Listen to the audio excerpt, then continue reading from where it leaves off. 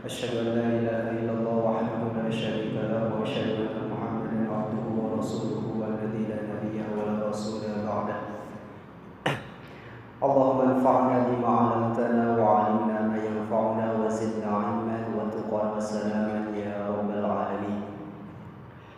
Alhamdulillah, puji syukur kita panjatkan kehadirat Allah Subhanahu wa taala yang mana atas qada dan qadar Allah Subhanahu wa taala kita bisa bertemu lagi, berjumpa, mengkaji dalam raraga Thalabul Ilmi, menuntut ilmu dalam acara kajian rutin Pemuda-Pemudi Persatuan Islam Kecamatan Cikajang. Salawat salam mudah-mudahan selalu limpahkan ke Nabi kita semua, yakni Habibana wa Nabiyana Muhammad sallallahu alaihi wasallam. Alhamdulillah, mungkin pada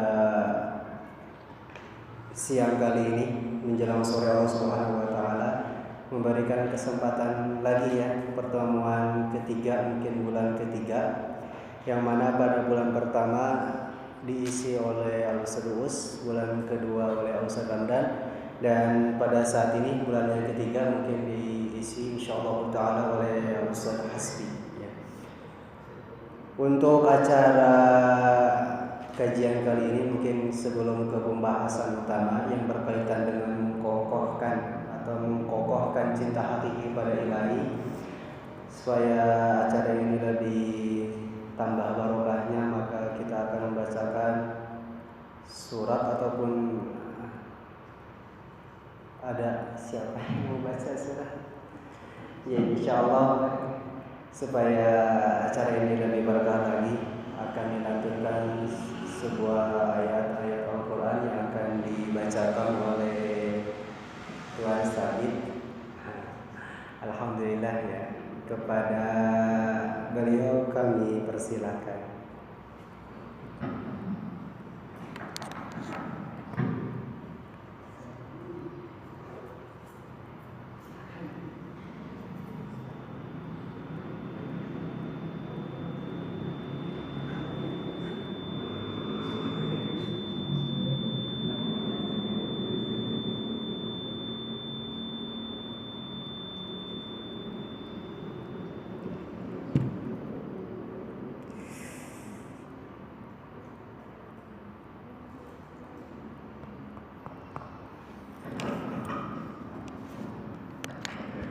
Assalamualaikum warahmatullahi wabarakatuh.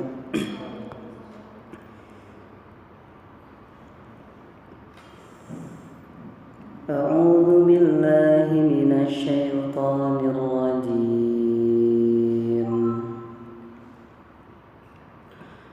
Wa ibadur rahmanil ladzina yamshuna 'alal ardi hauna wa idza khatabahumul jahiluna qalu salama walladzina yabituna lirabbihim sujjadan wa qiyama walladzina yaquluna rabbana asrif 'anna 'adzaba jahannam inna 'adzabaha kana gharama innaha sa'at mustaqarran wa muqama walladzina idza anfaqu lam yusrifu wa lam yaqturu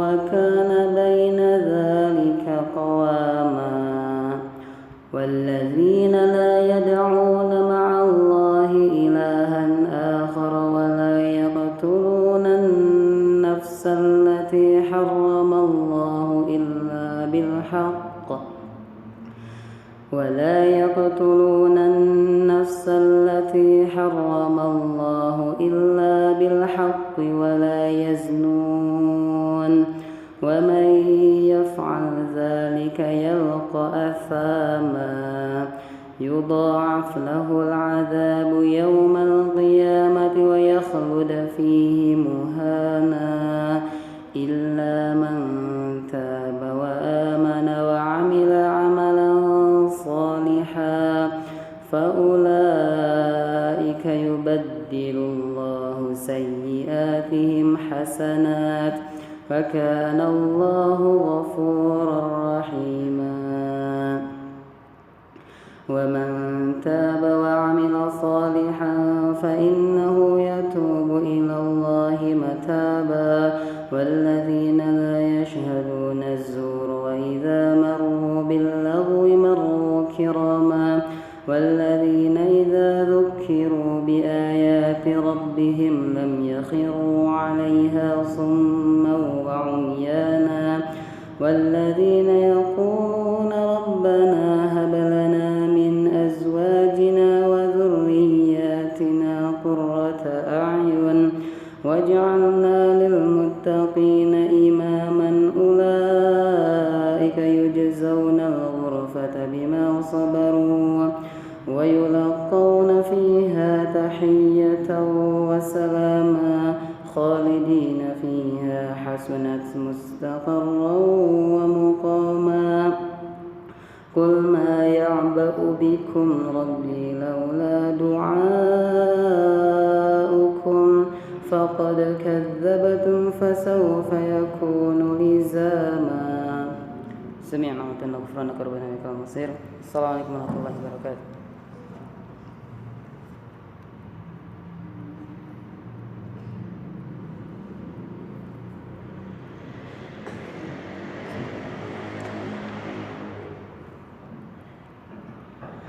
Terima kasih kepada Tuan Sabit yang telah membacakan ayat suci Al-Quran. Mudah-mudahan dengan bacaan lantunan ayat suci Al-Quran Allah Subhanahu wa Ta'ala menurunkan kepada kita keberkahan dan rahmat-Nya. Amin ya Allah ya Rabbal Alamin. Jadi supaya tidak lama-lama kita ingin mendengarkan taujih, mendengarkan materi yang sangat penting berkaitan dengan mengokohkan cinta kita kepada Allah Subhanahu wa Ta'ala. Mungkin pada kesempatan ini akan disampaikan oleh Al-Ustaz atau Nabi Tuan Al-Ustaz Tuan Hasbi ya, Jadi kepada beliau waktu dan tempat saya persilakan seluas-luasnya.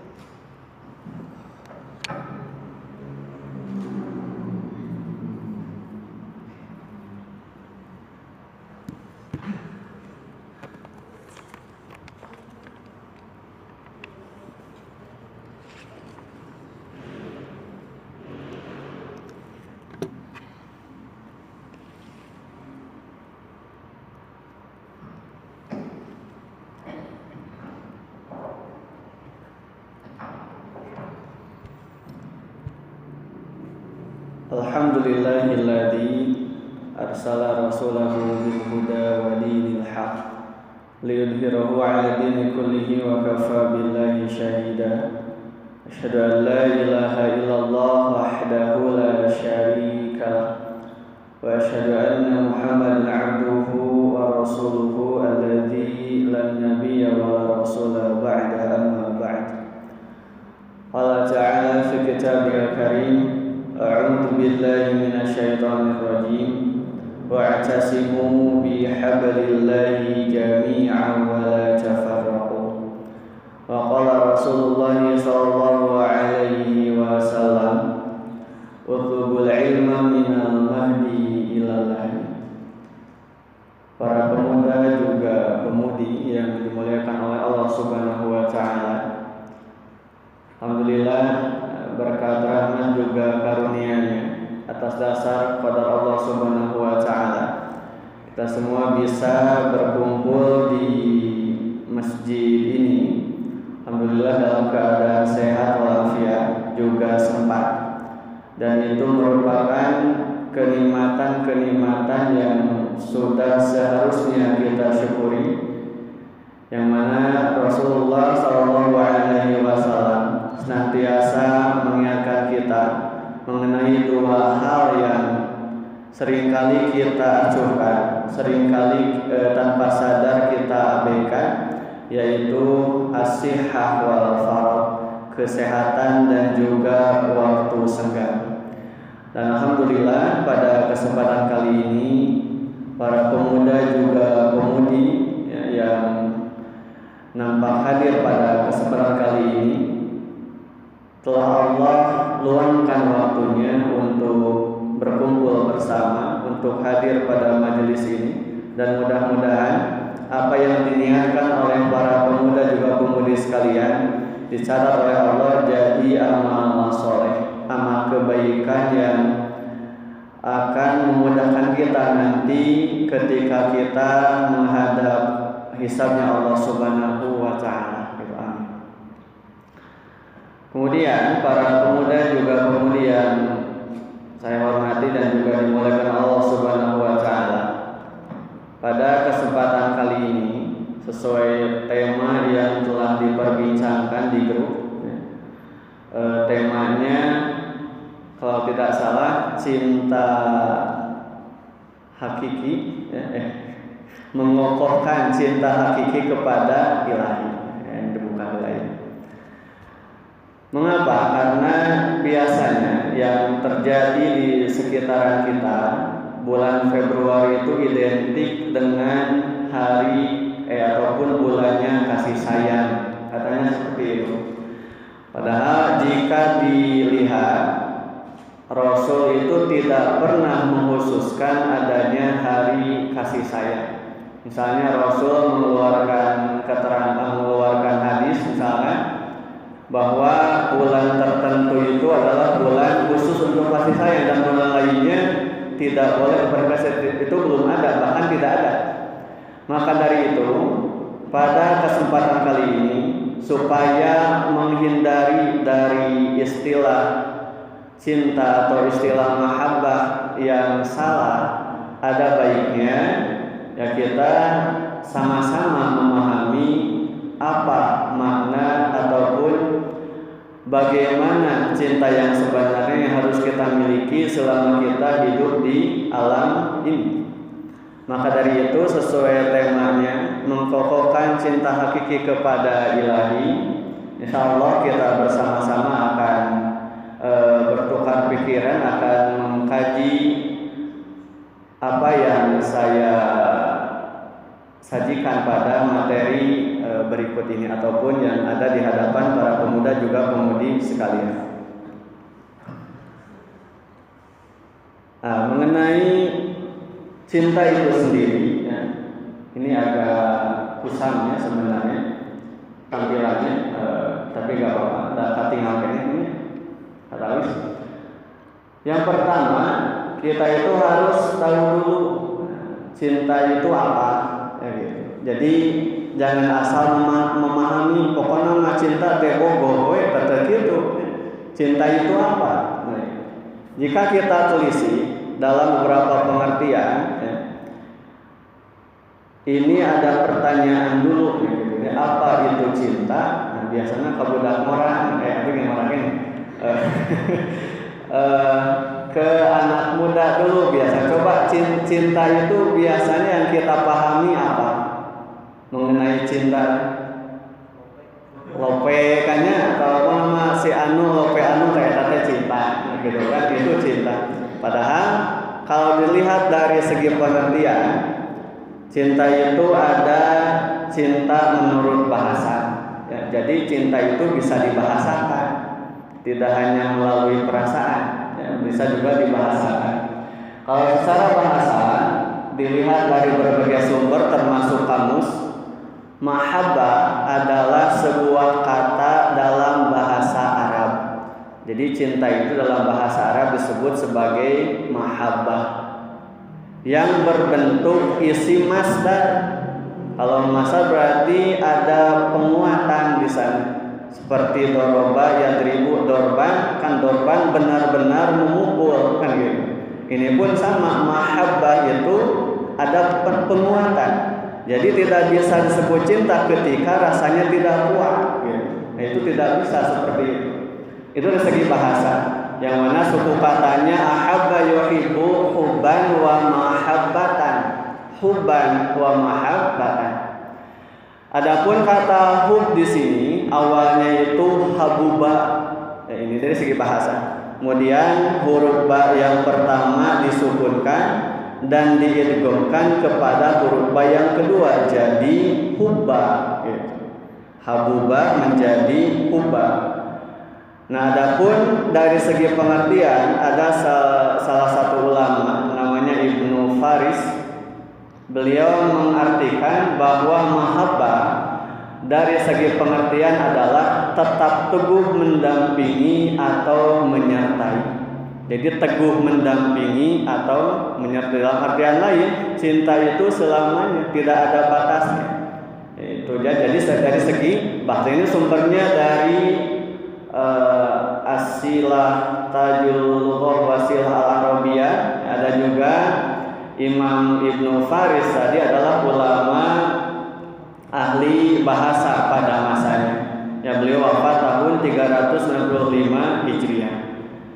Nah, itu dari segi bahasa. Jadi cinta itu memang ataupun mahabbah itu adalah mendampingi atau menyertai. Jadi selamanya mendampingi dan menyertai itu dari segi bahasa.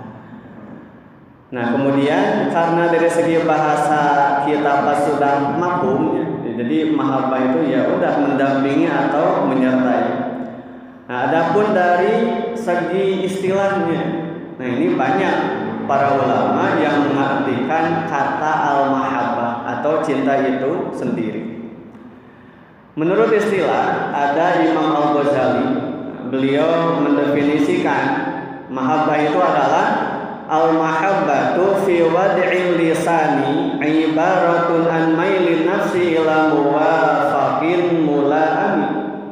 Adapun mahabbah itu di kalangan orang Arab adalah sebuah ungkapan tentang kecondongan jiwa kepada sesuatu yang cocok dengannya.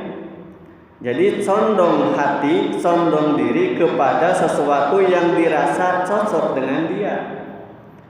Nah, kan nggak ada yang misalkan berpasangan menikah tanpa ada kecocokan, kecuali mungkin Siti Nurbaya kan yang dijodohkan gitu ya, dan pencocokan mangkewe sambil berjalan. Nah, tidak. Jadi pada dasarnya yang namanya cinta itu adalah ungkapan tentang kecondongan jiwa. Nah, jadi jiwa kita itu merasakan adanya kecondongan, adanya rasa, adanya keinginan kepada sesuatu yang dirasa cocok dengan diri kita. Itu cinta. Dan bukan terpatok kepada makhluk saja, bisa juga kepada barang, kepada benda. Kalau laki-laki biasanya kepada klub sepak bola misalkan, jatuh cinta kepada Persib kan itu dia condong jiwanya cocok dengan Persib tersebut. Adapun misalkan kalau pemudanya sudah agak insaf misalkan, dia jadi jatuh cintanya itu kepada Al-Quran, kepada sunnahnya Rasul. Nah, itu yang yang lebih meningkat daripada cinta yang lainnya. Nah, itu menurut Imam Al-Ghazali. Jadi kecondongan jiwa.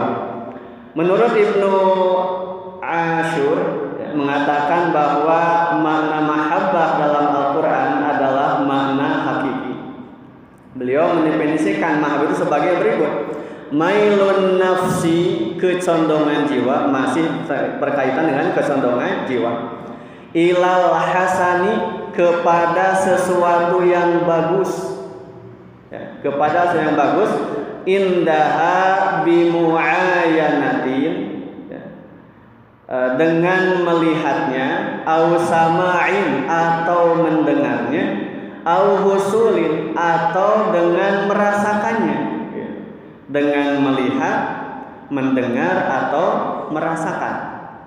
Jadi kita itu ketika memiliki rasa suka, ini masih cinta secara umum, pasti yang pertama kali itu bimu'ayana, dengan pandangan. Ini enggak aya waluh hejo resepnya hararejo kan tina pandangan heula, dari pandangan terlebih dahulu. Atau misalkan kita jalan-jalan ke daerah selatan, ke laut, kan ada gemuruh ombak ya, yang biasanya gemuruh ombak itu bisa mengalirkan gemuruh-gemuruh hati biasanya gitu ya, gemuruh ombak deh. Jadi gemuruh ombak terdengar kan, jadi suaranya membuat kita rindu terhadap gemuruh laut tersebut. Gemuruh ombak itu dari samain, pendengaran. al-husulin atau dengan perasaan.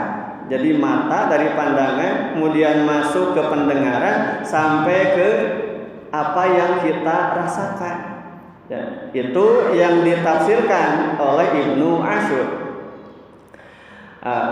Kemudian saqa'a muhaqqaqun, dengan adanya manfaat au mauhumun atau manfaat, dengan adanya manfaat atau kepentingan li'ada min hisar al mahabbah, yang terwujud ataupun belum fi mailin nafsi ilal mar'iyati, gitu. Karena keterbatasan cintanya pada kecondongan jiwa akan apa yang dilihatnya. Jadi kalau menurut Imam Ibnu Asyur ini, kalau tadi yang di awal hanya merasakan yang dirasa cocok menurut istilah itu, yang kedua ini agak detail.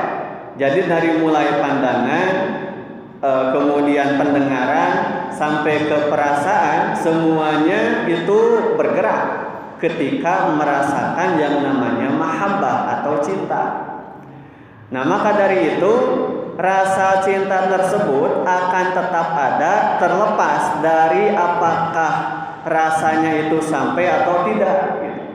Kalau menurut pendapat yang kedua ini ada dalam kitabnya, Kitab At-Tahrir wa Tanwir, ya, di Tunisia diterbitkannya, halaman 90 juz 2 jilid 1. Ini ada di sini sumbernya. Nah, kemudian adapun menurut Al-Ausi, ini masih pengertiannya, wal ladzatul ba'itha, dan kenikmatan yang mendorong alal mahabbati, kepada mahabbah, munqasimah. Ini mulai ke faktor pendorongnya. Kalau tadi pengertian sudah bahasa dari istilah, kalau ini faktor pendorongnya. Apa saja? Ila mudrokin bil hissi. Yang pertama adalah yang bisa tercium oleh panca indera. Jadi yang bisa terekam, yang bisa tergapai oleh panca indera, dari misalkan terlihat, terdengar atau terasakan oleh hatinya. Kaladzati dzauqi fil mat'um, seperti rasa pada sebuah makanan itu terasa oleh apa? Oleh panca indera, oleh lidah, kan, oleh mulut kita. Kemudian waladzatin nadhari fis suwar, atau seperti melihat gambar, melihat pemandangan. Itu rasa cinta kita akan tersalurkan dengan penglihatan. Melihat kan gunung, meskipun gundul gunungnya, tapi kan tetap gunungnya, gitu. Indah kan ketinggalan kan kelihatan kayak indah, gitu kan. Kemudian al mustahsanati ila ghaira dzalik, dan yang lainnya, gitu. Dan kemudian yang indah-indah dan yang lainnya. Wa ila ladzatin mudrakatin bil aqli, dan yang kedua adalah kenikmatan yang dirasakan oleh akal. Tadi oleh panca indera, yang kedua oleh akal. Itu faktor pendorong yang menghasilkan al-mahabbah. Seperti apa? Kalladzatil jahi wariyasah, seperti nikmatnya kedudukan jah. Kedudukan jadi pemimpin.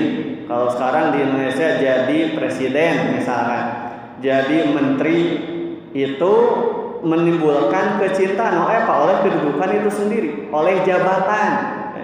Itu bisa kalau misalkan niatnya salah, memang salah mengartikan dalam arti sukanya, maka dia akan celaka. Kemudian juga wariyasah atau al-jahyu wariyasah, ya, kedudukan masih sama, wal ulum, dan juga ilmu, mempunyai ilmu itu juga sama. Itu faktor pendorong yang mendorong kita memiliki rasa mahabbah. Wa ma yajri majroha, dan yang lainnya, gitu, dan yang lain selain itu. Pokoknya menurut Al-Ausi ini, faktor yang mendorong adanya mahabbah itu adalah apa yang dirasakan oleh panca indera dan juga apa yang dirasakan oleh akal. Nanti semuanya akan bergabung dan menghasilkan cinta yang sebenarnya. Nah, adapun sekarang kalau dilihat dari segi bahasa dan segi istilah, maka tentu ini sudah menjurus kepada satu kesimpulan bahwa yang namanya cinta itu bukan hanya yang keluar dari kata-kata, bukan hanya yang keluar dari perasaan, tapi juga apa yang keluar, apa yang terlahir dari panca indera kita, terhubung dengan apa yang dirasakan oleh akal, oleh hati kita, maka nanti akan tercipta sebuah cinta yang sebenarnya. Tapi berkaitan dengan tema yang sekarang, kalau barusan pengertian secara umum, maka pengertian dalam arti lain yang sebenarnya adalah apa yang kita rasakan oleh panca indera kita dan akal kita terhadap Allah Subhanahu wa Ta'ala. Itu cinta yang hakiki seperti itu adalah cinta kepada yang menciptakan kita. Itu cinta yang sebenarnya. Jadi ketika kita cinta kepada makhluk, itu belum sempurna, itu belum disebut cinta ketika kita mengabaikan Allah. Ketika kita cinta kepada suatu benda, kita menafikan Allah dalam cinta tersebut, maka sama itu juga bukan cinta yang hakiki, yang sebenarnya. Tapi cinta yang sebenarnya adalah kita cinta dulu yang sebenar-benarnya kepada Allah, maka nanti akan lahir cinta-cinta yang lainnya kepada makhluknya dari Allah Subhanahu wa Ta'ala. Kalau misalkan dari segi kisah, lihat saja cinta Julaiha dan Nabi Yusuf. Ketika Julaiha mengejar Nabi Yusuf karena nafsunya, dia kan dijauhkan oleh Allah dari Nabi Yusuf. Tapi ketika dia mengejar cinta Allah, maka Allah menghadirkan Nabi Yusuf untuknya. Nah, itu yang dimaksud tadi cinta yang hakiki. Jadi bagi misalkan para pemuda, para pemudi, baik yang belum berpasangan, belum menikah misalkan, ataupun yang sudah, sama, mari kita sama-sama perbaiki dulu cinta kita kepada Allah. Baru nanti kita akan digampangkan oleh Allah, akan dimudahkan oleh Allah dalam menyalurkan cinta-cinta kepada yang lainnya, kepada makhluk Allah. Itu dari segi pengertian. Nah, kemudian para pemuda juga pemudi yang dimuliakan Allah Subhanahu wa Ta'ala, mengenai apa itu cinta sudah terjawab. Kemudian sekarang pertanyaan kedua adalah mengapa harus? Ketika ada pertanyaan mengapa kita harus cinta, ini sudah ada penjelasan dari Allah Subhanahu wa Ta'ala. Yang pertama dalam Al-Quran. Ini ada dalam Quran surat Al-Imran ayat 165, qul in kuntum tuhibbunallah. Ucapkan, ini perintah Allah kepada Rasul ketika berdakwah. Jika kamu benar-benar mencintai Allah, ya kan masuk kata tuhib, ada tuhib, ada hub di sini. Qul in kuntum tuhibbunallah, kalau kamu benar-benar cinta kepada Allah, fattabi'uni. Nah, ini sudah ada perintahnya. Maka jika kita memang mau cinta kepada Allah, memang ingin ya cinta kepada Allah, fattabi'uni, ikuti apa yang diperintahkan oleh Rasul. Maka ketika orang tersebut mengikuti apa yang diperintahkan oleh Rasul dalam syariat-syariatnya, yuhibbukumullahu wa yaghfir lakum dzunubakum. Nah, ini yang paling penting. Ketika kita cinta kepada Allah dengan mengikuti apa yang disunahkan oleh Rasulullah SAW, apa yang disyariatkan oleh beliau, maka dosa kita akan diampuni oleh Allah Subhanahu wa Ta'ala. Itu jadi gak akan merugi. Beda ketika kita cinta kepada makhluk. Pada satu waktu ada waktunya kita akan merasa sakit hati oleh makhluk atau benda tersebut. Oleh makhluk misalkan kita percaya kepada seseorang, suatu waktu dia berkhianat, kita merasa sakit hati. Kepada benda, kita menyukai gambar atau menyukai benda tertentu. Pada satu masanya benda tersebut rusak, atau benda tersebut hilang, maka rasa cinta tersebut akan menimbulkan rasa sakit. Beda ketika kita cintanya diniatkan ditujukan kepada Allah. Kita tidak akan pernah rugi dan Allah akan senantiasa mengampuni dosa-dosa kita. Wallahu ghafurur rahim. Mengapa? Karena Allah Maha Pengampun juga Maha Penyayang. Nah, itu dalam Al-Quran sudah ada perintahnya. Kita harus cinta kepada Allah jika ingin selamat. Itu pada intinya. Dan yang kedua, Rasulullah SAW dalam hadisnya juga beliau menyampaikan, hadisnya dari Anas bin Malik radhiyallahu anhu, Nabi SAW beliau bersabda, salasun man kunna fihi wajada bihinna halawatal iman. Ada 3 perkara yang apabila perkara tersebut ada pada seseorang, maka ia akan mendapatkan manisnya iman. Jadi kategori yang kedua, mengapa kita harus mengutamakan cinta kepada Allah adalah karena kualitas keimanan seseorang teruji ketika ataupun dari sejauh mana dia mencintai Allah. Rasul meneruskan dalam hadisnya, maka Allahu wa rasuluhu ahab ilaihi mimma siwahuma.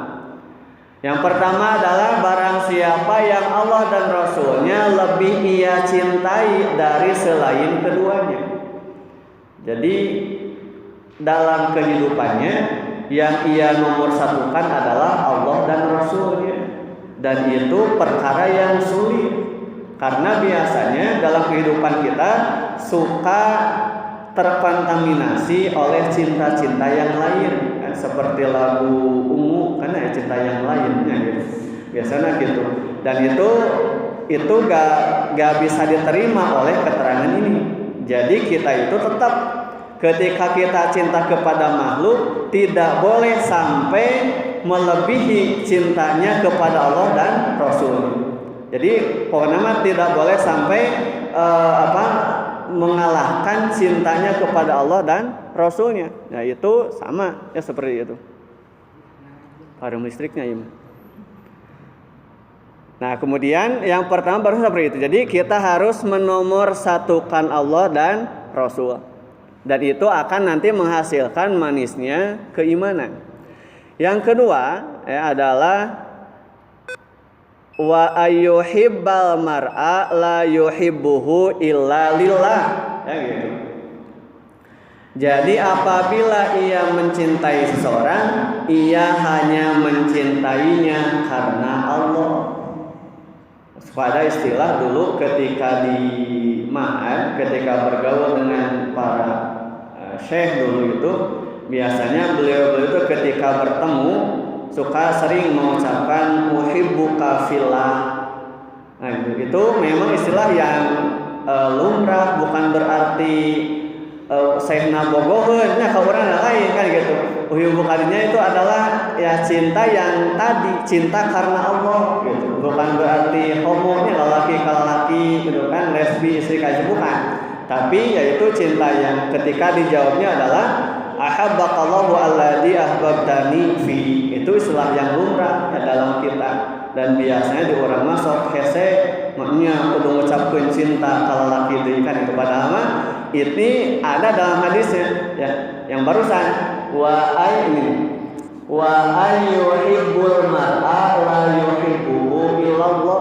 Jadi seseorang yang mencintai seseorang hanya karena Allah. Jadi sama ketika misalkan nanti berpasangan, sama kita diniatkannya pun karena Allah. Menikah teh karena Allah, lain karena nafsu, lain pedah batur geus nikah sae gitu. Batur geus nikah urang hararese teh kitu aya mah berarti niatnya salah. Tapi dari niat dulu harus karena Allah. Maka nanti niatnya karena Allah, Allah yang menjamin kehidupannya seperti itu. Kemudian wa ayyakraha ya'uda fil kufri ba'da an anqadhahu Allahu minhu. Yang ketiga adalah ia benci, seseorang yang benci untuk kembali kepada kekufuran setelah Allah menyelamatkannya, sebagaimana ia benci kama yakrahu ayyuqdhafa finnar, sebagaimana ia benci dilemparkan ke dalam neraka. Nah, ini pun sama, masih berkaitan dengan sifat-sifat ya tadi. Jadi seseorang yang benci dengan dosanya dan benci untuk kembali mengulangi melakukan dosa-dosanya tersebut, dan itu merupakan orang yang akan merasakan manisnya keimanan, manisnya cinta Allah Subhanahu wa ta'ala. Inilah mengapa kita harus mencintai Allah dan Rasul-Nya. Mengapa cinta hakiki kita meski senantiasa disematkan kepada Allah Subhanahu wa ta'ala. Karena tadi dalam Al-Qur'annya Allah menjelaskan beliau ataupun Allah akan mengampuni dosa-dosa kita, akan senantiasa menyayangi, menyelamatkan kita dari siksa api neraka. Dan yang kedua adalah ciri tingginya kualitas keimanan seseorang adalah dengan sejauh mana cinta dia kepada Allah dan Rasul. Itulah mengapa kita harus mencintai Allah dan Rasul. Itu alasan yang jelas dalam Al-Quran dan juga Al-Hadisnya. Itu dua hal, baru 2 poin pada kesempatan kali ini mengenai apa itu cinta, kemudian mengapa harus kita mencintai. Ya, mencintai seorang pun tetap kita harus diawali dengan mencintai Allah dan Rasul. Jika tidak, maka tadi akan menjadi cinta yang salah. Jadi ketika kita merasakan misalkan sakit akan cinta yang salah, itu jangan menyalahkan orang lain, apalagi menyalahkan Allah. Gitu kan curhat ya Allah, hirup teh meuni kieu-kieu teuing, gitu abi teh kieu we ku batur teh. Jangan menyalahkan Allah. Bisa jadi yang salahnya adalah niat awal kita, cara awal kita dalam mencintai. Yang ketiga, ini ada kriteria al-mahbub. Kan tadi sudah jelaskan pengertiannya apa, kemudian alasannya mengapa kita harus mencintai apa, dan sekarang jika kita ingin mencintai dan dicintai oleh Allah, bagaimana saja kriterianya? Ini ada dalam poin yang ketiga pada kesempatan kali ini mengenai kriteria al-mahbub yang dicintai oleh Allah. Jika kita ingin dicintai oleh Allah, maka tanamkan cara-cara atau ciri-ciri berikut ini. Yang pertama adalah hamba yang hobinya beribadah. Nah, jadi di sini kalimatnya pun sudah hobi teh karesep, ya, kesukaan. Berarti ketika seseorang sudah suka, bukan terpaksa, kan biasanya kita masih terpaksa dalam ibadah. Udang subuh teh udang da disimulkan ku cai, kan gitu. Itu kapaksa ngene berarti terpaksa. Tapi ketika ibadah sudah menjadi kebiasaan, bahkan level tertingginya adalah sudah menjadi kebutuhan, sudah menjadi hobi. Hobi kan kebutuhan. Kita ada sebuah istilah teu bisa hirup lamun teu ngalakukeun hobi. Misalkan kita hobinya badminton, kita hobinya melukis, hobinya apa? Tidak bisa hidup. Ada yang kurang dalam hidup ketika hobi tersebut tidak terlaksana. Begitupun dalam ibadah. Seharusnya ibadah tersebut dijadikan oleh kita sebagai hobi. Nah, jadi hamba yang hobinya beribadah, yang kebutuhannya adalah beribadah, dermawan dan juga berbuat kebaikan hanya karena Allah Subhanahu wa ta'ala. Karena Allah berfirman, alladzina yunfiquna fis sarai wad dharra, yaitu orang-orang yang menginfakkan hartanya dalam keadaan lapang maupun sempit. Coba menginfakkan harta ini kebaikan atau bukan? Kebaikan, kan menginfakkan harta itu kebaikan. Wal kadhiminal ghaid, dan juga menahan amarahnya, itu juga masih kebaikan. Jadi para pemudi sekalian, jangan sungkan ketika ingin menahan amarah. Itu merupakan bagian dari kebaikan. Dan juga ibadah yang barusan, wal afina 'anin nas, memberi maaf kepada orang lain. Andi orang sapapali nya babari ngamek hese ngampura, Padahal Allah sudah beri konsepnya wal kadibina ghaid, kita harus gampang menahan amarah, wal afina aninas, dan harus gampang juga memberikan maaf, bukan sebaliknya. Hese mereka hampura babari amak, ada sifat-sifat yang memang sudah tertanam dalam diri kita, yang sudah menjadi kebiasaan biasanya, tapi bisa kita biasakan supaya tidak tertanam lebih lama. Apa kata Allah? Wallahu yuhibbul muhsinin. Ini adalah kata hubnya, dan Allah mencintai orang yang berbuat kebaikan. Tadi ya. Jadi kita beribadah, dermawan, berbuat baik itu ya tadi dengan berinfak, menahan amarah, mudah memaafkan orang lain, dan hal seperti itu yang merupakan kebaikan, itulah yang dicintai oleh Allah. Itu kriteria yang pertama, hamba yang dicintai oleh Allah. Yang kedua, hamba yang sungguh-sungguh dalam bertakwa dan takut sekali untuk maksiat. Allah berkata ataupun berfirman dalam Quran surah Al-Imran ayat 76, bala man aufa bi ahdihi wa taqa fa innallaha yuhibbul muttaqin. Sebenarnya siapa yang menepati janji yang dibuatnya, ini yang suka menepati janji dan bertakwa. Apa kata Allah? Fa innallaha yuhibbul muttaqin. Allah cinta kepada orang-orang yang bertakwa. Kalau yang pertama, Allah cinta kepada yang berbuat kebaikan apapun itu, selama dalam lingkup kebaikan yang didasarkan karena Allah Subhanahu wa taala, maka lakukan supaya kita dicintai oleh Allah. Yang kedua adalah yang bertakwa. Bertakwa di mana? Bukan bertakwa sekedar ucapan, ya kuring teh takwa, make ge baju takwa, bukan seperti itu. Tapi yang takut sekali bermaksiat kepada Allah Subhanahu wa taala.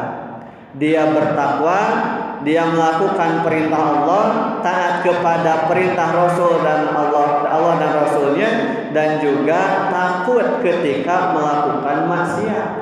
Bukan menjadi pemimpin dalam melakukan kemaksiatan. Nah, itu kriteria hamba yang dicintai oleh Allah yang kedua. Kemudian yang ketiga, hamba yang sungguh-sungguh bertaubat, tidak pernah mengulangi maksiatnya. Jadi taubat itu memang mudah di lisan, tapi gampang dalam prakteknya. Tapi susah dalam prakteknya. Mengapa? Karena biasanya ketika kita tobat, ya Allah dia tobat teh ayeuna mah. Tapi kan PNJ-na teh pagetona teh dilakukan deui.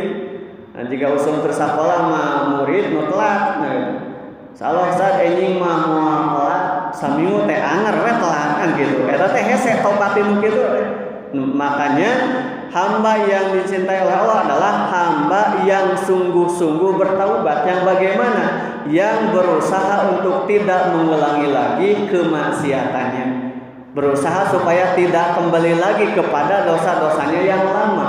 Itu yang disebut bertaubat dengan kesungguhan. Mengapa? Karena Allah dalam Quran surat Al-Baqarah ayat 222, innallaha yuhibbut tawwabin wa yuhibbul mutatahhirin. Allah cinta kepada orang-orang yang bertaubat.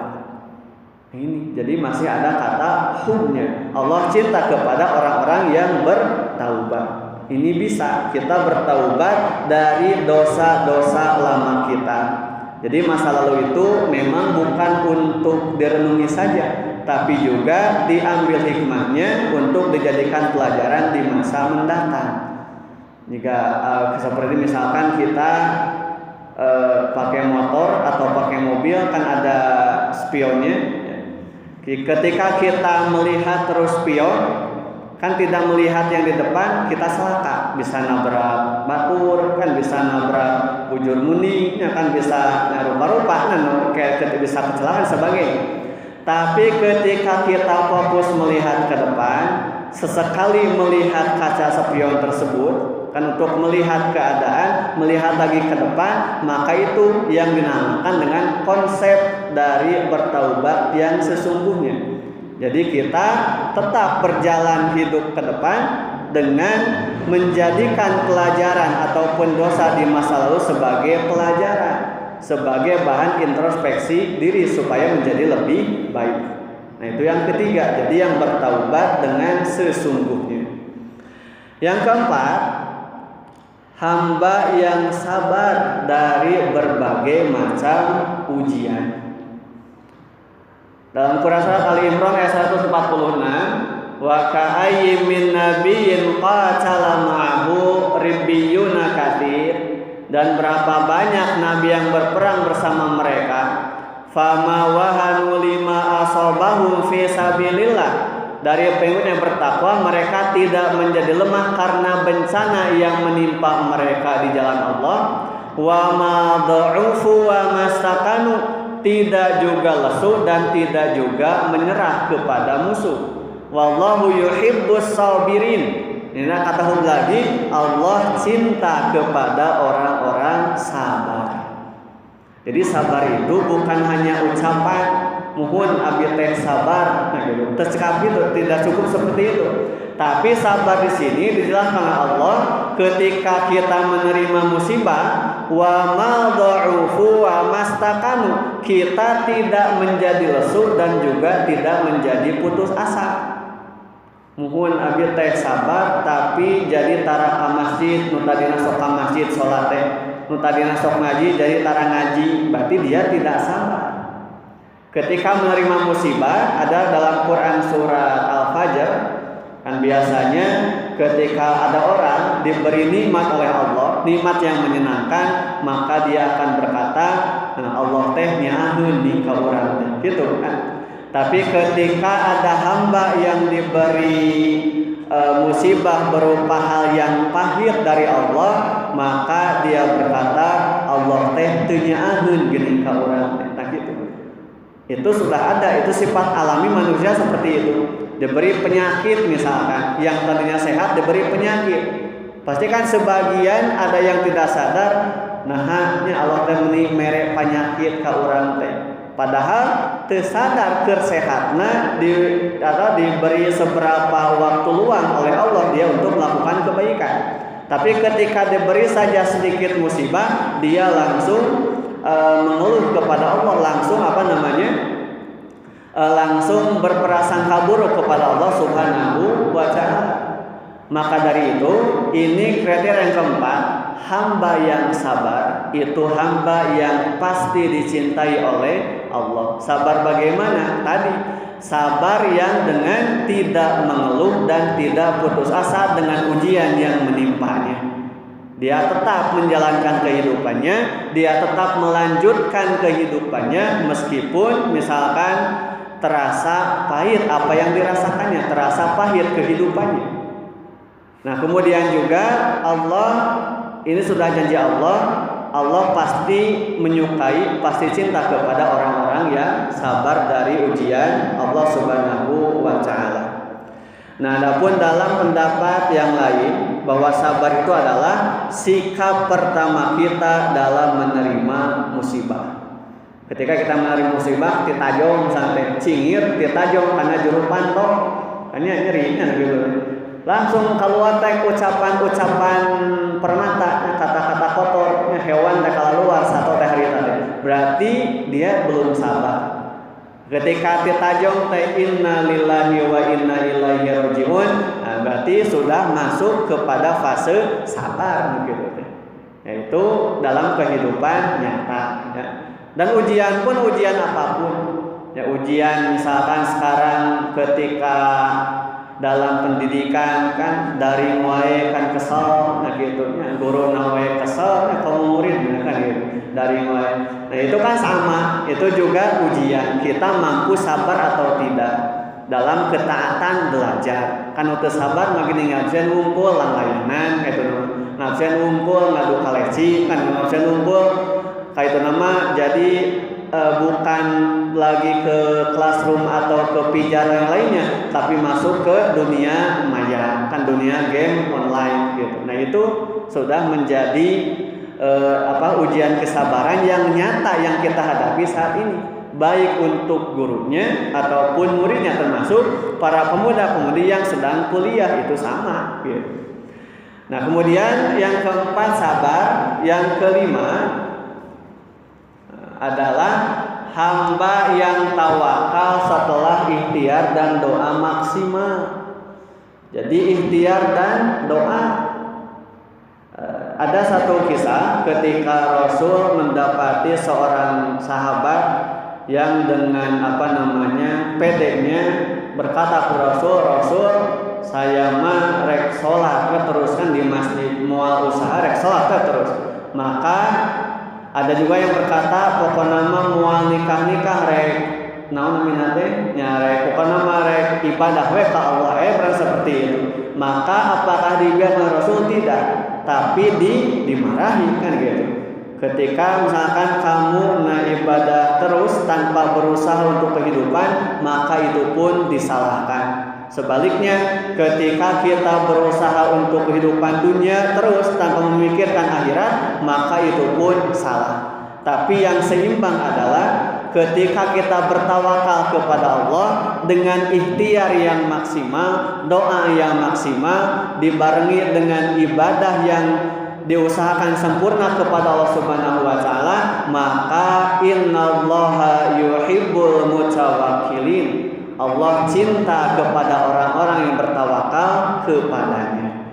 Ini tawakal, ini pun sulit tawakal. Sabar, tawakal, dan biasanya kita hanya ingin hasilnya, tidak melihat prosesnya. Kita hanya ingin kontannya dari Allah, tidak mau merasakan perjuangannya. Padahal yang dilihat oleh Allah adalah perjuangannya. Ya, seperti kan ada orang ingin cepat kaya, kan ada berbagai macam cara. Ada yang memang berusaha dari nol sampai dia berhasil menjadi kaya. Ya. Ada juga yang mengkol we ka Gunung Halu atau ka gunung mana nya tapa didinya 2 bulan 60 peting kan gitu nya. Engkena bakal panggil saha jadi beungar aja oge gitu. Juga ada yang dengan keahliannya, ahli nipu ataupun ahli menjarah rumah orang lain itu sama. Dia berusaha kaya dengan berbagai cara. Berarti mereka itu mengabaikan ikhtiarnya. Dan yang diperlukan adalah apa? Ikhtiar dan doa yang maksimal, baru tawakal kepada Allah, serahkan segala urusan kepada Allah Subhanahu wa taala. Dan para pemuda sekalian pun sama. Bagi yang sudah menikah, dalam kehidupannya, dalam rumah tangganya sama, ikhtiar dan doa maksimalkan, kemudian tawakal kepada Allah. Bagi yang misalkan belum punya urusan dalam rumah tangganya, masih memiliki orang tua, maka ikhtiar dan doa itu maksimalkan, tawakalkan kepada Allah juga untuk kehidupannya yang lebih baik. Dan itulah hamba-hamba yang dicintai oleh Allah. Kemudian yang keenam, hamba yang suka kebersihan. Dan ini kalau dilihat sudah jarang ya. Apalagi zaman sekarang, baik laki-laki atau perempuan itu hampir mirip, hampir sama saja. Jika dilihat oleh kita di sinetron Dunia Terbalik, akan pabalik ya. Nu tadina kuduna jadi kepala rumah tangga, jadi ibu rumah tangga. Nu tadina neang rizki, neang nafkah untuk keluarga, jadi ku istrina. Itu kan sudah terbalik.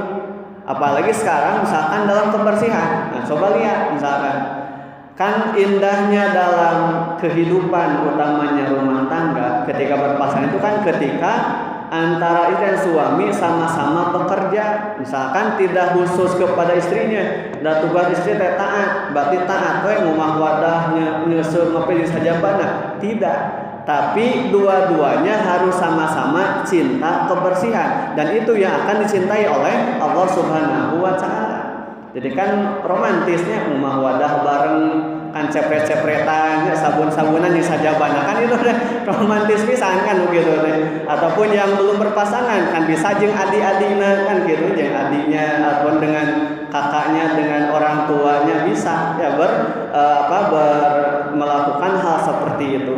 Mengapa? Karena wallahu yuhibbul mutahhirin. Allah cinta kepada hamba yang suka kebersihan. Dan dalam istilah lain, dalam kata-kata mutiara ada an-nadhafah minal iman. Kebersihan sebagian dari iman. Meskipun ada yang banyak menganggap hadis itu hanya kata mutiara yang motivasi untuk kita. Ini sama. Dan yang cinta kebersihan pun bukan hanya bersih secara fisik. Fisiknya pasti sudah harus jaga kebersihan. Kan datang sini pun kan pasti setidaknya kita membersihkan diri dulu, memakai pakaian yang bersih. Kemudian yang paling penting adalah hati yang bersih. Itu yang akan mendapatkan cinta Allah Subhanahu wa taala. Jadi yang yang terakhir mengenai kriteria hamba yang dicinta oleh Allah adalah hamba yang berjihad di jalan Allah Subhanahu wa taala. Innallaha yuhibbul ladina yuqatiluna fi sabilihi. Sesungguhnya Allah menyukai orang, cinta kepada orang yang berperang di jalan Allah. Saffan ka'annahum bunyanun marsus, seolah-olah seperti suatu bangunan yang tersusun kokoh. Dan pada kenyataannya memang kita belum waktunya kepada peperangan seperti di Suriah, Palestina atau yang lainnya. Tapi bagi kita para pemuda-pemudi adalah peperangan dengan setan. Nah, coba lihat waktu subuh seberapa banyak pemuda yang hadir di saf terdepan di masjidnya. Nah, kan padahal kebiasaan subuh itu bisa dijadikan senjata utama oleh para pemuda. Nah kan pemuda yang belum menikah ingin menemui mertuanya, calon mertuanya, dia kan ketika ditanya geus boga naon sudah punya kebiasaan 2 rakaat sebelum subuh. Kan eta teh senjata paling manjur teh eta. Oh berarti nya budak teh solehnya geus isukan kan dirapalan kan gitu enggak itu nanti. Karena cantik mah gitu. Nah itu pun dari mana? Dari jihad. Jihad bangun subuh heula eta ke pemuda teh gitu. Pemudi pun sama, namanya rek jadi pemudi subrang kan ini di subuhna beurang. Tetap selama tidak ada halangan sama-sama berjuang minimal aya nama perang teh perangan setan dina waktu subuh. Susah gitu teh lumayan. Meskipun subuhnya cuma 2 rakaat, subuh teh 2 rakaat. Komo lamun genep kan beuki hese nya 2 rakaat wae hese. Subuh heula nya dari duhur, asar, maghrib, isya mah sarwana hararese nya gitu. Heula nya gitu. Nah, itu yang penting. Jadi jihad itu ataupun sekarang jihad sebagaimana caranya kita membagi waktu antara Al-Qur'an dengan makhluk ini. Oh, zaman ayeuna di mana-mana pasti ataupun orang teh tidak terlepas dari yang namanya ini gadget ataupun smartphone. Pasti semua seperti itu. Nya rek salat teh geus mandi di anu keneh nya waktuna salat kan ningali HP. Nah gitu. Di anu keneh kan gitu. Nya acan di baju-baju acan. Itu pun sama bahan perang kita dalam melawan setan. Apalagi perang kita dengan belajar dari segi daring ataupun melalui metode daring itu pun sama perangnya perang luar biasa. Gurunya sama memerangi rasa malasnya dalam mengajar karena jarak jauh kan banyak yang tidak hadir menimbulkan rasa malas. Dan itu pun hamba yang berjihad di jalan Allah, innallaha yuhib, Allah cinta kepada dia yang senantiasa berjihad di jalan Allah. Memang yang paling utama adalah jihad di medan tempur kan gitu. Itu yang paling utama. Tapi yang sekarang kita alami, jadikan itu amal ataupun bahan jihad kita supaya kita dicintai oleh Allah Subhanahu wa taala. Jihad untuk hadir ke tempat ini saja, nah itu sulit. Nah, sekarang kan sampai sejauh mata memandang ini sampai tidak kelihatan. kan saking banyaknya yang hadir pada kesempatan kali ini kan itu lah dekat tinggali kan kayak itu dengan jauh pisan di depan itu pun jihad. Pemuda-pemudinya pun sama memerlukan jihad dalam mengatur waktunya untuk berkumpul di tempat ini. Insya Allah para pemudi, para pemuda sekalian yang hadir pada kesempatan kali ini, insya Allah akan senantiasa jadi hamba yang dicintai oleh Allah Subhanahu wa Ta'ala. Amin. Ya mudah-mudahan seperti itu. Itu mengenai kriterianya ada 7 ya. Dari mulai tadi apa saja? Yang pertama hamba yang hobinya ibadah, kebaikannya karena Allah. Yang kedua, hamba yang hamba yang apa? Dilihat lagi ya. Hamba yang apa?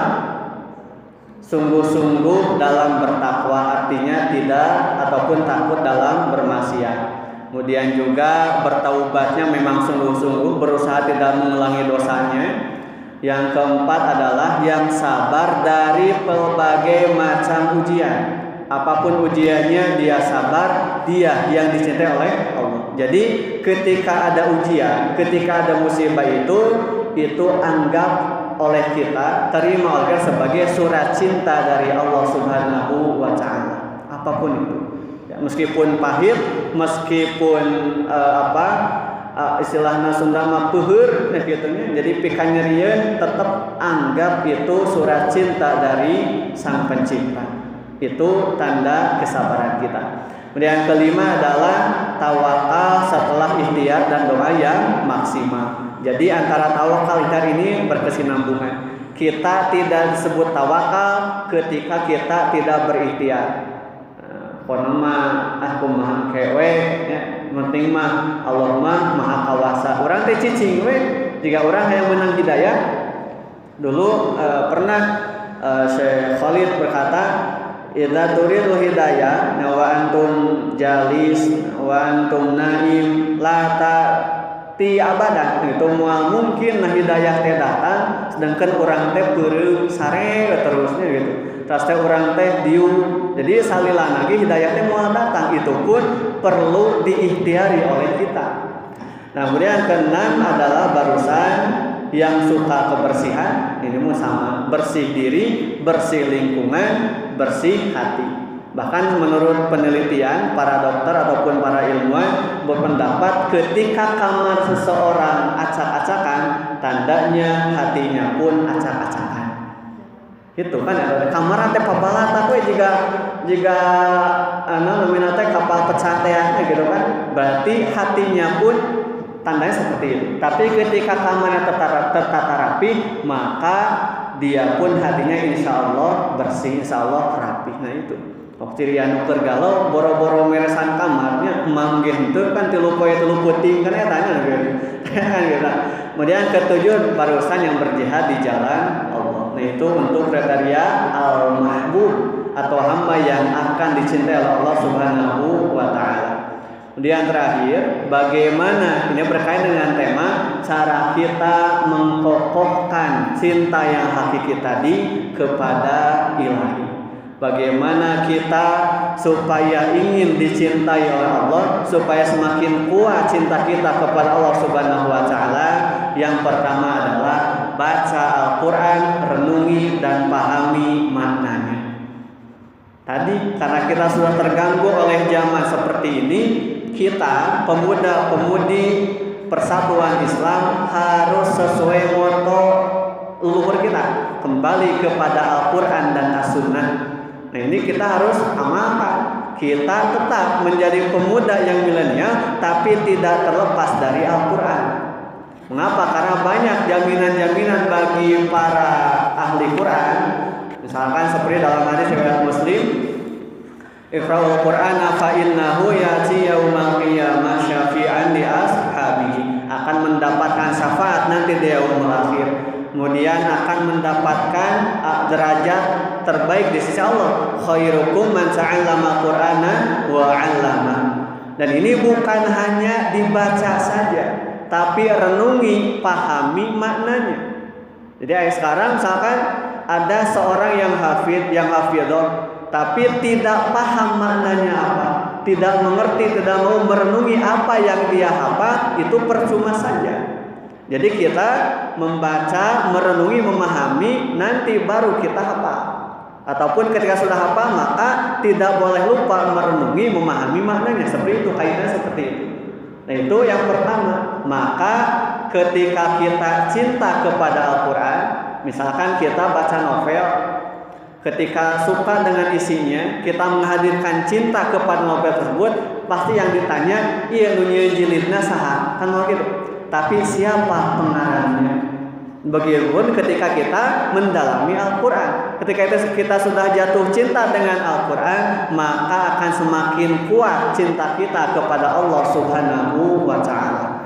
Itu yang pertama, kita harus usahakan dalam setiap hari baca Al-Quran, renungi, pahami maknanya, dan hafal semampu kita. Syukur-syukur kita bisa hafidh-hafidh, itu lebih baik kan gitu. Tapi ketika tidak bisa, ya kita ikhtiar saja, tawakal saja, seperti yang tadi diperintahkan. Yang kedua, mendekatkan diri kepada Allah dengan mengerjakan ibadah yang sunnah setelah mengerjakan ibadah yang wajib. Tetap prioritasnya adalah ibadah yang wajib, baca Quran, sholat yang wajibnya. Tapi kita lebih mendekatkan diri supaya lebih dicintai oleh Allah adalah dengan disempurnakan, dengan ditambah oleh amalan-amalan yang sunnah. Seperti misalkan di sini ada smile is sunnah, senyum itu sunnah. Jadi di jalan tuh tong jamet dulu ya bapak-bapak ngajak ngobrol, lempeng we dah nagodul basor, entenya senyum. Kecuali misalkan kalau ahwat yang misalkan kepada Iwan itu harus menjaga, karena kayak bisi Iwan lagi eren gitu. Itu surah-suri buah-buah gitu kan ya, biasa gitu. Nah, tapi smile itu maksudnya senyum di sini adalah senyum kepada ya siapapun selama itu tidak memadorotkan. Jadi jangan sampai kita misalkan akhwat ada yang berkumpul laki-laki dapat dia perintah smile sunnah senyum we tak tambah hindari untuk itu mah, ataupun ikhwannya kepada perempuan surah-suri ya itu pun sama. Jadi tapi kita harus menempatkan senyum yang mana yang menjadi sunnah tersebut. Kemudian ini sunnah apa, ngukur jangot, nah gitu ya. Bahasa Indonesia-nya jenggot, memelihara jenggot, nah gitu ya. Nu aya mana ayaan. Ini sama ya. Parem deui. Itu pun sama merupakan sunnah. Bahkan kan dalam hadis yang lainnya sebutkan para malaikat itu naonnya gugulayunan dina janggot kan gitu. Itu sama. Jadi malamun misalkan teresepnya gak apa-apa. Jadi bagi yang suka itu menjadi sunnah. Dan juga barusan memang kita itu dalam sunnah suka ada istilah yang salah memahami sunnah. Biasanya sunnah itu adalah sunnah itu ketika dilakukan mendapatkan pahala, ketika tidak dilakukan tidak apa-apa. Itu yang menjadi kita suka malas dalam melakukan sunnah. Padahal sunnah itu adalah jika dikerjakan dapat untung yang besar, kita beruntung sekali. Jika tidak dikerjakan kita rugi sekali. Jika seperti itu kan aya nu hoyong rugi moal aya nu icalan, anu tani, anu ngajar, nu kumaha wae alim merugi kan gitu. Makanya itu kita harus menyelaraskan pemahaman kita mengenai sunnah, bahwa sunnah adalah ketika dilakukan kita akan untung, ketika tidak dilakukan maka kita yang rugi. Nah itu mengenai sunnah. Itu yang kedua, kita mendekatkan diri, menguatkan cinta kita kepada Allah adalah dengan melakukan amalan-amalan yang sunnah setelah kita melakukan amalan wajib. Dan tadi teh lah pamila lakinya pamila pamgat qobla ba'diyahna ya, ataupun sholat tahajudnya gitu kan, itu sama ya, merupakan ibadah yang sunnah tapi bisa mengangkat derajat kita, bisa semakin menguatkan cinta kepada Allah Subhanahu wa Ta'ala. Kemudian yang ketiga adalah berzikir kepada Allah dalam keadaan apapun. Ini sama, ini akan semakin menguatkan cinta kita. Berzikir kepada Allah dalam keadaan apapun. baik dengan lisan, dengan amalan atau dengan keadaan dirinya. Dia menerima musibah, berzikir kepada Allah, tidak mengeluarkan kata-kata yang istilah Sunda mengarasula ka pangeran teh gitu. Ataupun ketika dia mendapatkan kenikmatan, dia berzikir kepada Allah, dia mengucapkan alhamdulillah, mengucapkan masya Allah dan sebagainya. Itu adalah amalan yang bisa menguatkan cinta kita kepada ilahi. Jadi berzikir. Zikir itu tidak terpatok kita masih di masjid, zikir di masjid pas keluar mah bebas, tidak. Kita sambil berjalan kan alladzina yadhkurunallaha qiyaman wa qu'udan dan seperti itu dalilnya. Maka kita berzikir sambil berjalan, sambil duduk, silahkan. Sambil berjalan kita melihat indahnya alam, ucapkan masya Allah, itu zikir masuknya. Ketika melihat misalkan orang-orang yang ataupun anak-anak anu rada bangor saeuting, nah subhanallah, itu zikir juga. Itu sama. Ketika kita tertimpa musibah, ucapan innalillahi wa inna ilaihi rajiun, itu berzikir kepada Allah, dan itu yang menguatkan cinta kita kepada Allah. Berzikir dalam keadaan apapun, dengan lisan, dengan amalan ataupun dengan keadaan kita. Yang keempat adalah mendahulukan cinta kepada Allah dan kepada diri daripada cinta kepada diri kita yang senantiasa dikuasai hawa nafsu, ya. Jadi yang mesti kita tempatkan adalah cinta kita kepada Allah. Apakah memang Allah sudah yang menjadi nomor satu dalam hati kita, atau Allah itu masih yang menjadi yang kesekian? Contohnya misalkan ketika ada azan berkumandang, di sana ada ciri kecintaan hambanya kepada Allah. Ketika hamba tersebut buru-buru wudu, cepat-cepat ke masjid untuk menemui ataupun merespon dari panggilan yang ia dengar, maka dia menempatkan Allah yang pertama dalam hatinya. Tapi ketika orang tersebut ketika ada adzan hare-hare we kalah lalajo andin we tulunya salah andi ataupun amin bae terusnya lalajoan teh, maka hal tersebut berarti Allah telah dia nomor 2-kan, bahkan nomor 3-kan, bahkan nomor 4-kan dari makhluk-makhluk yang lainnya dalam segi kecintaannya. Maka dari itu kita ingin tahu kekuatan cinta kita kepada Allah, cari kapan ataupun di mana, yaitu ketika kita mendapatkan panggilan untuk ibadah, maka di sana akan ketahuan sejauh mana kekuatan cintanya kepada Allah Subhanahu wa taala. Itu yang keempat. Jadi menempatkan ataupun mendahulukan Allah dari apapun. Yang kelima adalah merenungi, memperhatikan dan mengenal kebesaran nama dan sifat Allah atau Asmaul Husna. Jadi memperhatikan, merenungi Asmaul Husna. Maka dari itu ini bisa kita praktekkan dalam berdoa. Jadi ngadoa teh tong polos, ya Allah hoyong mobil, heup begitu ngadoa teh.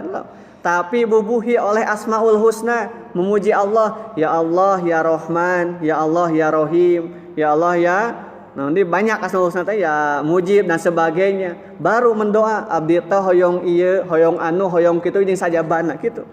Itu proses kita mengenal Asmaul Husna. Hayang tereh beungar, ya Allah ya Ghani, kan Allah Maha Ghani, Maha Kaya. Abi hoyong tereh beungar mangga ngadoa kitu nya silahkan gitu. Hoyong tereh urusan silahkan, ya Allah ya apa yang berkaitan dengan hal tersebut. Itu silahkan.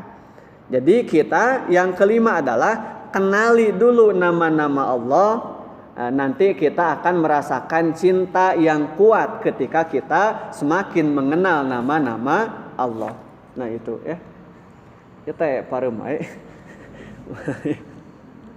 Jadi Asmaul Husna. Nah itu yang kelima. Jadi kita dari sekarang mulai mendalami apa itu Asmaul Husna. Dia tong apal teh Allah unggul, tapi banyak nama-nama Allah yang bisa kita jadikan sebagai bahan ataupun perantara kita untuk menggapai cinta Allah, menguatkan cinta kita kepada Allah. Yang keenam adalah memperhatikan nikmat dan karunia dari Allah. Memperhatikan nikmat dan karunia dari Allah Subhanahu wa taala. Nikmat apapun itu, baik nikmat lahir, nikmat batin, ya kita tetap harus memperhatikan dengan cara mensyukuri apapun nikmat tersebut. Nikmat itu kan ketika kita sakit itu nikmat. Mengapa? 3 hal yang menimpa kita ketika sakit, kurang enak ketika makan, ya. Kemudian juga badan tidak enak, dan juga yang ketiganya itu ketika badan kita tidak enak, kemudian perasa kita dan Allah mengambil 3 hal dari kita dan dosa yang diambilnya itu. Jadi kita tidak enak badan, tidak enak makan, dan dosa kita pun diambil. Tapi ketika kita sudah sehat, maka 2 hal yang dikembalikan. Nikmatnya badan, rasa enak dari badan. Yang kedua adalah dari perasa makanannya. Jadi enak di tuang tehnya gitu. Dan yang ketiga, dosanya tidak dikembalikan. Dan itu nikmat yang kita rasakan dari rasa sakit. Contohnya seperti itu. Maka dari itu, ketika kita mendapatkan nikmat dari Allah, baik nikmat yang berbentuk kenikmatan yang secara hakiki nikmat, ataupun nikmat berupa musibah kepada diri kita, maka kita harus nantiasa mensyukuri nikmat-nikmat tersebut. Maka ada doa ketika kita melihat nikmat Allah. Masya Allahu la quwata illa billah. Itu dalam Quran surat Al-Kahfi ayat 39. Itu bisa kita amalkan. Jadi suka terbalik di kita itu ketika melihat keindahan subhanallah, ketika nugal orang teh masya Allah. Padahal kalau dalam istilah Arab mah terbalik itu teh. Ketika kita melihat yang indah-indah, masya Allah gitu. Melihat kenikmatan teh barusan masya Allahu la quwata illa billah. Ketika kita melihat kejelekan, subhanallah. Mengapa? Karena Allah suci, tidak jelek seperti itu, kan gitu. Itu yang harus kita perbaiki. Yang keenam adalah memperhatikan nikmat yang Allah berikan. Kita harus bersyukur dengan cara apa? Seperti barusan, berdoa, melihat indahnya murid ketika belajar, masya Allah, kan gitu. Ninggal nu balangor, subhanallah. Itu cara kita mensyukuri nikmat-nikmat Allah. Nah, yang ketujuh adalah dengan menghadirkan hati ketika kita melakukan ketaatan. Menghadirkan hati ketika kita melakukan ketaatan kepada Allah. Dalam kehidupan pun kita seperti itu. Ketika misalnya kita mengobrol saja, ngobrol dengan teman, tapi hati kita tidak hadir, pasti obrolan teh moal nyambung. Ya nu hiji ka mana komo bari mau HP mah. Nu hiji ngobrol teh ka mana, nu ieu ka di sajabana kan gitu. Tapi ketika hatinya hadir, dirinya hadir, pasti obrolan teh akan terasa, akan nyambung, akan ada faidahnya. Begitupun ketika kita menghadap Allah, kita beribadah kepada Allah, hadirkan hati kita. Apalagi dalam sholat. Dalam sholat ketika kita mengucapkan takbir Allahu Akbar, takbiratul ihram, maka mulai paksakan diri kita menghadirkan hati kita. Bagaimana? Jangan sampai ketika kita sholatnya Allahu Akbar, bray segala rupa aya yang ngingetan naon di ngingetan hutang mah kan gitu, ngingetan segala rupa kan ayatnya nalika Allahu Akbar itu berarti hatinya tidak hadir. Tapi ketika kita menghadirkan hati, akan terjalin komunikasi yang indah dengan Allah Subhanahu wa ta'ala. Ketika kita sudah sadar, sudah paham apa yang diucapkan dengan Allah, dengan siapa kita berhadapan, maka pasti cinta itu akan semakin menguat. Digambarkan masih ga orang karena ada laki-laki menemui wanita yang diinginkannya untuk dinikahi. Ketika dia menghadirkan hati, kan akan ada terjalin komunikasi yang begitu indah, apalagi dengan Allah gitu. Nah itu yang ke-7 ya gitu. Jadi yang keenam itu barusan, nah ini kan, yang kelima dulu tadi itu mengingat Asmaul Husna, mempelajari Asmaul Husna. Yang keenam memperhatikan kebaikan dan nikmat Allah dengan berdoa Masya Allah la quwwata illa billah, ataupun mensyukuri nikmatnya ibadah. Yang ketujuh barusan menghadirkan hati ketika kita beribadah, ketika kita berhadapan dengan Allah. Jadi keur ngaji teh hadirkeun hate. Jadi mun maca ayat neraka teh bakal ceurik lain seserian. Nah ayeuna sakeun maca ayat neraka teh jom-jom we hare-hare soalna teu make hate, tidak menghadirkan hatinya. Coba pahami, coba renungi, pasti bakal sieun tak ku siksa neraka teh, ku azab Allah teh. Kemudian yang ke-8 adalah menyendiri dengan Allah di saat Allah turun ke langit dunia di sepertiga malam akhir terakhir. Tahajud itu bisa menguatkan cinta kita kepada Allah. Tahajud itu. Asyhadu anna Muhammadar Rasul. Taruh ini reken.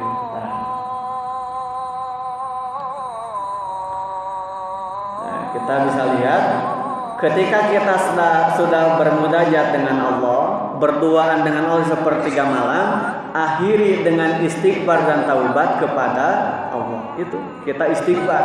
Di sini ada astagfirullahaladzim, ya, alladzi la ilaha illa huwal hayyul qayyum wa atubu ilaihi. Itu bisa seperti itu.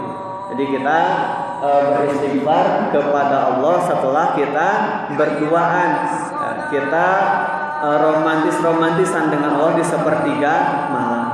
Dan itu tidak perlu misalkan kudu sabulan, kalau misalkan belum biasa ya bertahap dulu, 1 bulan sekali, masuk ke mulai 1 minggu 1 kali, 1 minggu 3 kali, baru sudah terbiasa, kita sudah ada cinta kepada Allah, pasti akan gampang ketika kita setiap hari melakukan hal tersebut, melakukan ibadah tersebut. Ini astagfirullahaladzim alladzi la ilaha illa huwal hayyul qayyum wa atubu ilaihi. Istighfar dan tobat kepada Allah itu akan menguatkan cinta kita kepada Allah Subhanahu wa taala.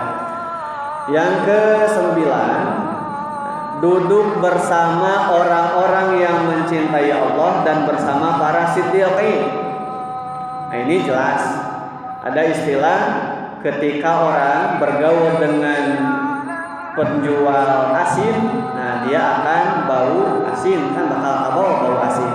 Ketika gaulnya dengan pedagang parfum, maka setidaknya akan wangi dari parfum tersebut. Dia itu pun sama berlaku dalam proses mengkokohkan cinta kita kepada Ilahi. Ketika kita bergaulnya dengan orang-orang soleh, orang-orang yang berilmu, maka sok sanajan orang bodoh ge bakal kababawa pinter, minimal harumnya itu terbawa gitu. Tapi ketika kita misalkan bergaul dengan orang yang salah, satu orang misalkan dia saja pada buah-buahan, jeruk 1 keranjang, ada 1 yang busuk, pasti semuanya akan jadi busuk. Nah, ini pun sama, kita bergaul dengan 1 orang yang jauh dari ketaatan kepada Allah, maka tentunya lambat laun kita akan terbawa kepada kemadharatan, kepada kemaksiatan tersebut. Makanya yang ke-9 adalah usahakan kita bergaul, duduk bersama para siddiqin dan orang-orang yang soleh, orang-orang yang mencintai Allah Subhanahu wa ta'ala. Dan kita pun sama, pengajian seperti ini, berkumpul seperti ini, sama tujuan lainnya adalah kita mengusahakan perkumpulan orang-orang soleh, insya Allah. Ya, kita bukan merasa paling bukan, tapi mengusahakan kesolehan, mengusahakan ketaatan kepada Allah Subhanahu wa ta'ala bersama-sama. Dan sorangan makeup. Nah, jadi pembabarangan makan resepnya gitu. Nah, itu yang ke-9. Yang terakhir, yang ke-10, menjauhi segala sebab yang dapat menghalangi antara dirinya dengan Allah. Nah, apalagi misalkan biasanya adalah bermaksiat itu menghalangi dia dengan Allah. Husnudon kepada takdir menghalangi dia dengan Allah. Kemudian juga caranya bagaimana? Menurut Ibnu Qayyim, bagaimana cara kita mendekatkan diri dengan Allah adalah dengan menjadikan Allah sebagai tujuan. Apapun kehidupannya, apapun yang diusahakan untuk kehidupannya, dia tujukan, dia niatkan hanya karena Allah. Yang kedua, hasilnya ataupun faidahnya akan bagaimana?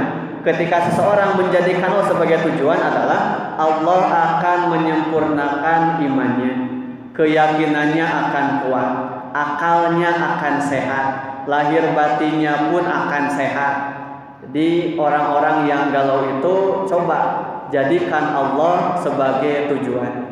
Kemudian juga menyehatkan akal, senantiasa membimbing kepada akhlak yang baik dan amal soleh. Ini akhlak yang baik, amal soleh. Jadi soalnya beda ya, amalna mah soleh tapi akhlaknya goreng. Nah itu belum sempurna. Tapi akhlaknya baik, amalannya pun insya Allah baik.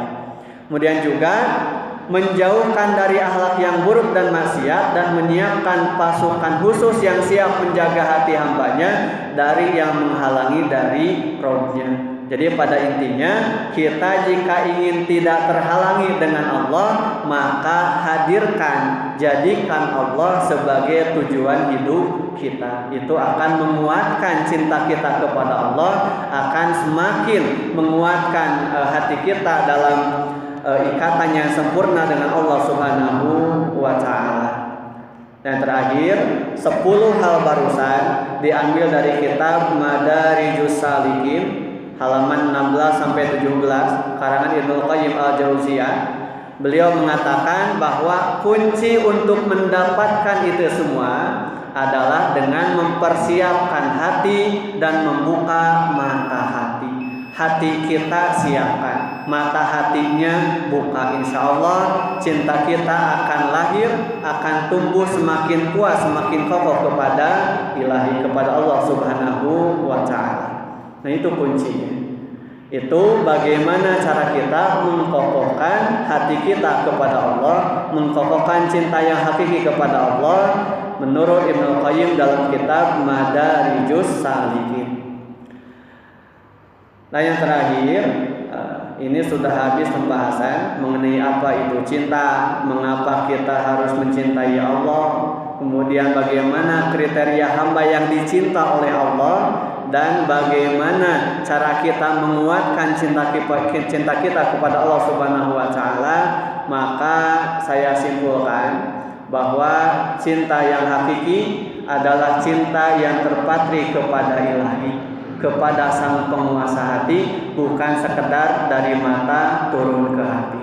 Nah itu ya, itu mengenai cinta yang hakiki. Jadi kalau misalkan istilah cinta itu dari mata turun ke hati, salah. Tapi cinta yang diawali dengan terikatnya batin kita kepada ilahi, maka itulah yang disebut dengan cinta yang hakiki, cinta yang sejati. Maka dari itu mari kita sama-sama perkuat cinta kita kepada Allah. Mari kita sama-sama perbaiki kualitas cinta kita kepada Allah.